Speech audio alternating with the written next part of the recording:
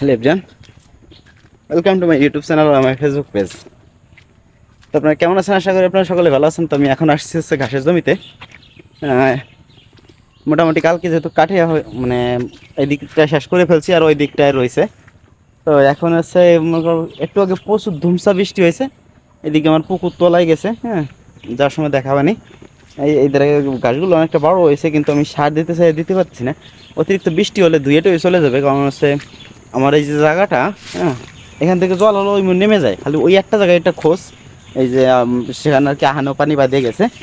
তবে এই পানি খুব বেশিক্ষণ থাকবে না, আর সেখানে আমার পরিবেশ করতে হবে। এবার আর কি পরিবেশ না করলে মনে করো যে ঘাস এখান থেকে হবে না, আশা করা যাচ্ছে না, বুঝছেন? এইটা হচ্ছে সমস্যা। ও প্রচুর কাদা মাদা হয়ে গেছে একেবারে, জুতো পরে হাঁটা যাবে না। তো এখানে যে জায়গাটা দেখতে পাচ্ছেন এখন, এখানে কয়েকদিন আগে 2-3 দিন আগে আর কি কাটিং লাগাই দিছি। আর ওই গোবর দিয়েছিলাম যে জায়গাটায়, যাতে এই জায়গাটা একটু উঁচু হয়। তো এই জায়গাটা উঁচু হওয়ার মানে পরে মানে হয়তো এখনও হয়ে পারে নাই, তবে তারপরে ওই যে আর কি মোটামুটি ভালো পরিমাণে একটু জল বাঁচছে।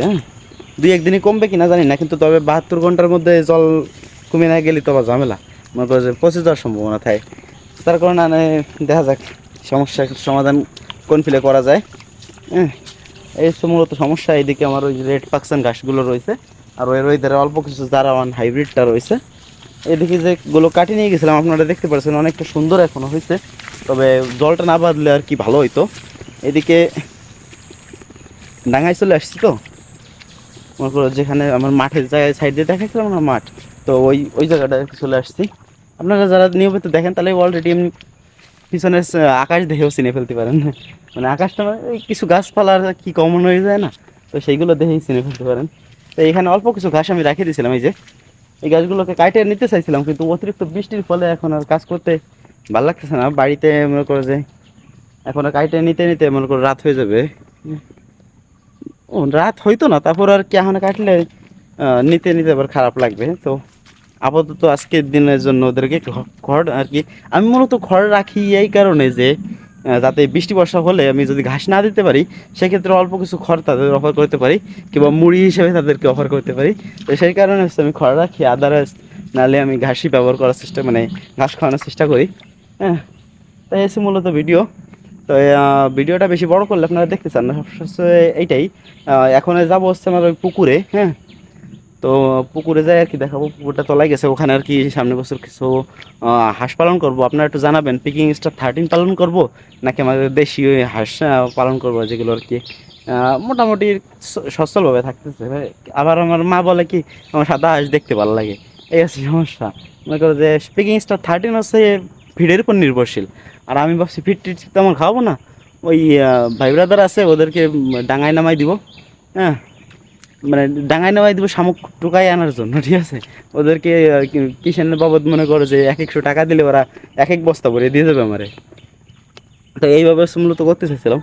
তো আপাতত যাই, সেখানে যাই কথা বলবানি। তো এই হচ্ছে ঘাসের জমির পরিবেশ। এই তারপরে এখন যাচ্ছি হচ্ছে মনে করো যে আর কি পুকুরের দিকে। তো এখন যাচ্ছিল পুকুরের দিকে।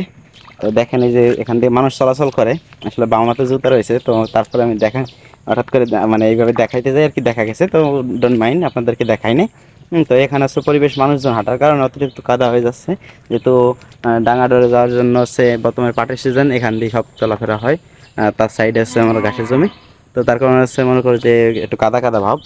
আর এইদিকে হচ্ছে এই যে পুকুর, এখানে আর কি হাঁস পালন করার চেষ্টা করবো আর কি সামনের বছর। মানে যেহেতু মানে যেদিন যাচ্ছে সেদিন আমার পড়ার চাপ কমে যাচ্ছে। এইদিকে এই তলায় গেছে, মানে এখান থেকে আর কি পানি বেরোয় যাচ্ছে, এই যে দেখছেন শ্যাওলা টাওলা ওইদিক চলে গেছে সব। মানে তলায় যাওয়ার মতন একটা পরিবেশ চলে আসে। এই যে এখান থেকে এই পর্যন্ত, ওইদিকে যেটা আছে ওইটাও যাইলে মানে হাঁসটা যাইতে পারবে, কিন্তু মানে আটকানোর মতন পরিবেশ নেই। মোটামুটি এইটুক যে আয়ত্ত দেখতে পাচ্ছি না, এটা মনে করো যে মধ্যে যে একটা গ্যাপ, ওই গ্যাপটা পর্যন্তই আছে আমাদের। তার ওই ধারে আমার ঠাকুর দাদার, তো সমস্যা নেই, মানে গেলেও কিন্তু আটকানোর মতন পরিবেশ হবে না ওখানে। এখানে ভাবছি হাঁস মানে পালন করবো, দেখি কী হাঁস পালন করা যায়। আপনাদের কাছে একটু মনে করো যে এটা প্রশ্ন আকারে দিলাম, আপনারা একটু অ্যান্সার দিয়েন, ঠিক আছে? তো ভিডিওটা দীর্ঘায়িত করবো না, আজকে এই পর্যন্তই। Tata bye bye. সবার জন্য দোয়া আশীর্বাদ ভালোবাসা রাখবেন, যাতে আমার এই ছোট্ট প্রজেক্ট একদিন বড় আকারে করতে পারি।